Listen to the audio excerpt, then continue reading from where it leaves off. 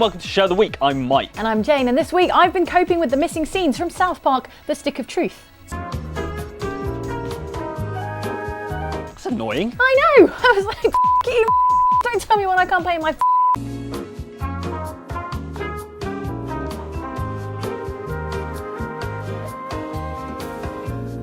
So why don't you up there and the way around until it breaks off? Holy wow, do you kiss your mother with that mouth? I kiss your mother with that. Wow, okay, while Jane gets on with that, let's talk about Titanfall, finally coming out next week for Xbox One. Chances are if you've got an Xbox One, you've played the beta, which made a pretty compelling case for picking up the complete game. If you're still on the fence though, some more details have crept out since that might sway you on Titanfall. War changes a man. It's a hard life keeping the peace on the frontier. Everyone has their limits. For starters, the game will feature giant fauna, or monsters as people like us are excitedly calling them. These were leaked by the game's tie-in art book. Whether they're just part of the scenery, an environmental hazard, or an actual interactive threat that can join in the fray remains to be seen, but we're holding out hope for Pacific Rim-style robot versus monster fights. Then there's the prestige system known as Generations. According to screenshots posted on Reddit, when you hit the level cap in Titanfall, you're given the option to reset your level to 1 and lose all your perks, gear, customization options and unlocks, in return for nothing. Oh no wait, you accumulate XP 10% faster. Seems fair. He's XIMC. I don't trust him and neither should you.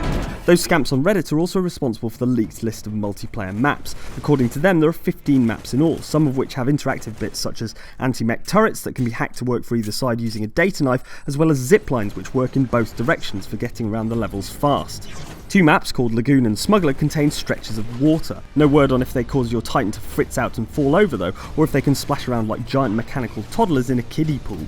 Finally, there are the modes, Attrition, Hardpoint Domination and Last Titan Standing you'll know from the beta, but the final game will apparently also include Capture the Flag and Pilot Hunter, a new mode in which pilot kills are the only way to get points. It was only a matter of time. All of our fight, all of our sacrifice has bought us this one day.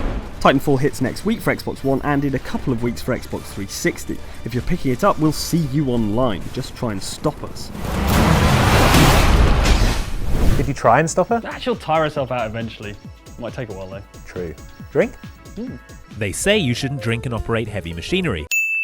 But they also said expensive disposable giant robot suits were the most efficient way to wage war, so they clearly can't be trusted. I think it's okay if the heavy machinery is a giant weaponized robot, because who's gonna stop me? Hello? I'm in a giant weaponized robot. How much has this guy had to drink? I'm through with the frontier!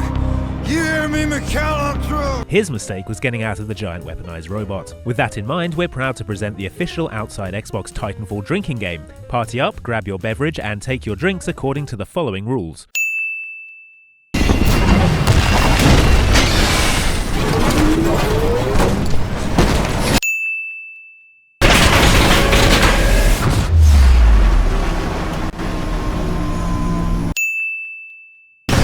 Rock and roll. Nice moves. You're unstoppable. Reactor unstable. IMC units. We're completely outclassing the militia. Something online. You get to wash that off. And his mate is on the other roof, so watch out. Okay.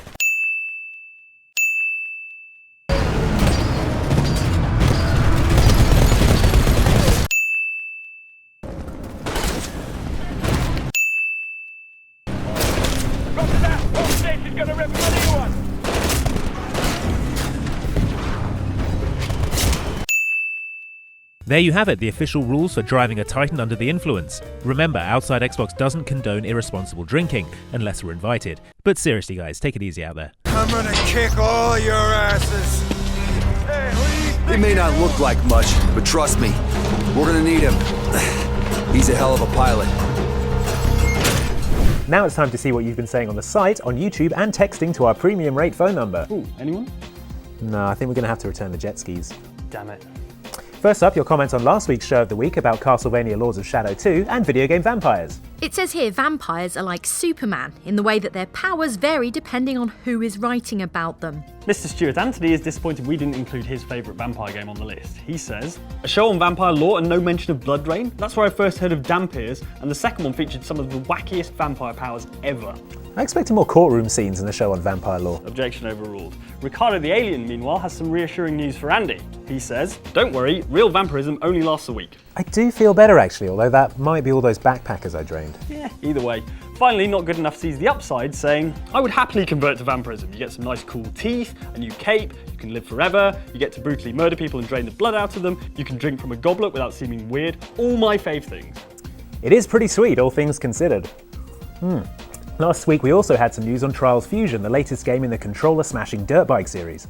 We're enormously excited to get hold of Trials Fusion, which arrives in mid-April. Finding it hard to tell if Wrath of Jigglypuff is a fan of Trials or not. He says, to me, the Trials games are like finishing Christmas dinner. It gets harder and harder the deeper you go, behave, but you just can't stop. Be civil here, we're all adults. While Gorilla Din thought it was pretty exciting up until Season Pass. What a buzzkill. And Not Good Enough is just happy with the ragdoll physics, saying, why don't all games have ragdoll? It just makes ever second so funny. Speaking of ragdoll physics, No. The stairs are right there. No. Oh man. Finally this week, your thoughts on our video about the most pant-wettingly scary jump scares in games.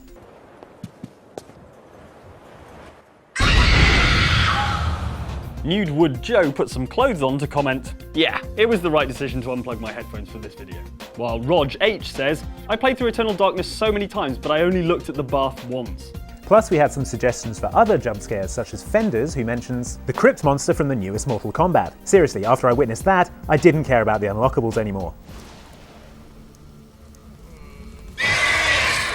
Super Hands, meanwhile, brings us this adorable anecdote. He says, zombie dogs, man. I remember playing the first Resident Evil aged 11 with my friend. He was playing at the time and chucked the controller across the room. My bizarre reaction was to jump forward and hit the power button on the PlayStation. We were supposed to be camping in the weirdly mist-filled garden that night. We lasted about 30 minutes. Aw, while Valid Gamer, we never said you weren't, thinks we should have included the jump scare at the start of Outlast when you open a door and a hanging corpse comes flying at your face. I almost myself at that part. Vivid. Yeah, it's like I'm there. Anyway, Jane's probably finished cussing by now, so I'll catch you later. All right, take your time. Got plenty of drinks to finish.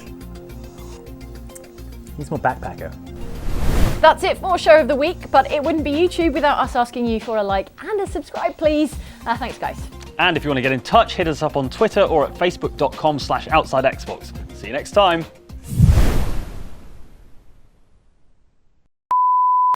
Okay, show done. Great, I can go back to playing that